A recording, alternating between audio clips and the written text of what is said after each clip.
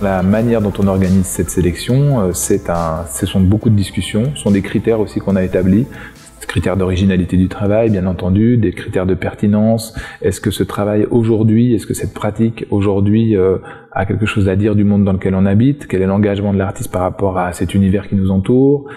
Quelle est la profondeur de sa réflexion plastique? Quel est le potentiel aussi? On essaye de pas choisir des artistes qui peuvent être sur un truc, c'est-à-dire une recette qu'ils ont trouvée et puis peut-être qu'il n'y a rien derrière. Donc c'est tout un tas de paramètres et puis évidemment c'est une sensibilité que chacun des membres du jury peut porter.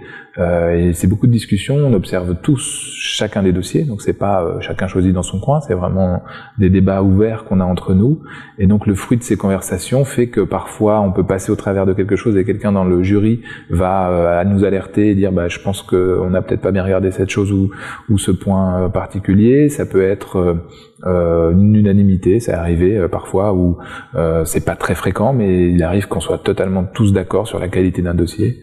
Et voilà, donc c'est très humain en réalité, c'est pas de l'abattage, il y a vraiment des débats. Et puis moi je dis toujours que ce qui est important, c'est que on oublie certaines de nos certitudes, et un jury comme celui-là, l'important aussi c'est que ça nous déplace dans nos critères à nous, et que par ces conversations, au travers de ces dossiers, on puisse faire évoluer notre propre goût.